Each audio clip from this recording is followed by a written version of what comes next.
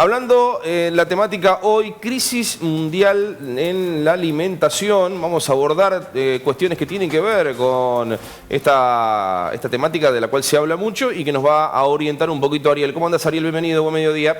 ¿Qué tal? Buenas tardes. Sí. Este es un tema que han puesto de relieve en las últimas 48 horas, nada menos que el presidente de los Estados Unidos, Biden, quien ha dicho que en los Estados Unidos le avisó a la población, van a faltar alimentos y sobre todo alimentos básicos. Pero quien hizo el llamamiento o la advertencia más dramática, diría, fue el presidente de Francia, Macron, quien dijo que el mundo entra en un momento, en un periodo de grave crisis alimentaria global. También dijo algo parecido el presidente de España, el presidente del gobierno español, Pedro Sánchez, ante los diputados, quien dijo grave problemas de alimentos. Y para rematar este contexto, también la FAO, la Organización de Naciones Unidas para la Alimentación y la Agricultura, advirtió que hay más o menos 150 millones de personas, obviamente en los países más pobres, en grave riesgo de alimentación. ¿Qué quiere decir, y esto para ir a lo concreto? Es que los alimentos, sobre todo los alimentos básicos, lo que tiene que ver con el trigo, con el maíz, con la cebada, con los aceites, lo que es la base de la alimentación y sobre todo de las poblaciones más vulnerables, se han disparado los precios, se han ido por las nubes y los precios a futuro, es decir, lo que los mercados prevén que va a pasar, son realmente muy rojos los números, eso. Es decir, los valores de los alimentos están subiendo drásticamente, a tal punto que en el caso de Francia, el presidente francés, que es un hombre liberal, o sea, de mercado liberal, dijo que Francia y Europa tienen que prepararse para una drástica regulación del sistema de alimentos, habló de nacionalizar productos, de hacer nacional la política de alimentación, hacerla soberana, es decir, habló de soberanía, algo que en las palabras de los liberales y los neoliberales es un sacrilegio, hablar de soberanía, del Estado interviniendo en las políticas públicas. Normalmente dicen, el mercado tiene que regular todo, pero la situación en realidad es muy alarmante. Por lo pronto, los países más vulnerables, que son los del norte de África, Medio Oriente, concretamente Egipto, los precios de la harina, que es la base de la alimentación, están por las nubes, están hablando de grave crisis de cómo van a comprar esos alimentos, esas poblaciones tan vulnerables. Pero también en Europa, porque usted recuerde que no todos los europeos son ricos, ni todos los norteamericanos son multimillonarios.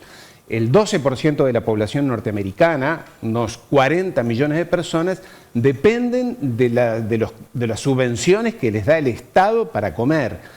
Y el dinero no alcanza. Efectivamente, cuando uno ve los valores de los alimentos, se están yendo por las nubes, los depósitos y las reservas de alimentos en todos los países han decaído muchísimo. Y acá, para ir a lo concreto, todos estos gobernantes que le acabo de mencionar le echan la culpa a Putin y la guerra con Ucrania. Esta guerra, recordémoslo, empezó hace un mes. Y este problema viene desde hace muchísimo tiempo, los alimentos están subiendo muchísimo, hay muchísimas razones que llevan a esto, entre otras cosas, sequías muy graves en Brasil, sequía muy grave en los Estados Unidos, en Australia, inundaciones en China, en fin, y además obviamente el problema allí en Ucrania, porque Ucrania, lo hemos dicho, es el gran granero de Europa y la zona del Mediterráneo, allí de los países del norte de África, consumen alimentos o granos venidos de, como digo, de esa región. Entonces, se ha combinado una serie de factores que están conduciendo a que los líderes del mundo están hablando de crisis alimentaria. Y para ir a lo breve, cuando hablan de crisis alimentaria, están hablando de hambrunas. Y cuando hablan de hambrunas, y sobre todo en países ya le digo, del norte de África, quiere decir que van a haber revueltas, porque desde la época de la Revolución Francesa hasta ahora, las grandes revueltas o revoluciones se han dado en torno al precio de los alimentos. Y si hay revueltas en el norte de África, hay más inmigrantes, más migrantes que van a pretender llegar a Europa. En fin, hay un cóctel allí de problemas que se están sumando, que se están adicionando y que hace que estas personas insistan en que el problema es Rusia, que Putin tiene la culpa de todo. Hoy, antes era la pandemia resolvía todos los problemas. Hace 2 años decíamos el capitalismo está en grave crisis financiera, económica, comercial, vino la pandemia, la culpa es toda de la pandemia. Ahora que pasó la pandemia, la culpa es toda de Rusia y toda de Putin. Obviamente que tiene responsabilidad, de eso no cabe la menor duda, pero pareciera que el sistema en sí mismo tiene otros graves problemas. Ariel, bueno, ya estás dando pistas en torno a que esto no es un problema de este último mes y algunos días de lo que es el conflicto ruso-ucraniano, sino que se viene arrastrando desde hace algún tiempo a esta parte. Y no solamente tiene que ver con una crisis específicamente en la alimentación, sino un poco más amplio es el tema, lo que se desprende de tus palabras, ¿no? Exactamente. En primer lugar, esta crisis, como decía, no empezó ahora. Ya por lo menos desde el 2008, es decir, estamos hablando de 14, 15 años atrás, recordará usted, en aquel momento gran colapso financiero mundial. Los estados, los gobiernos, los países no se han recuperado de esa crisis, lo tapan con dinero, emitiendo dinero. Bueno, usted me dirá, son los dueños de la máquina del dólar, la máquina del euro y con eso pueden taparlo, cosa que no pueden hacer otros países, no pueden hacer los países latinoamericanos, emitir y emitir sin fin. En el caso de estos países, Estados Unidos y Europa, están endeudados más o menos un 120% de su Producto Bruto Interno. En el caso de Argentina no llega al 15%, imagínense, en el caso de México no llega al 15%, en el caso de Rusia más o menos es lo mismo. Entonces, esta gente puede ir pedaleando para adelante el problema.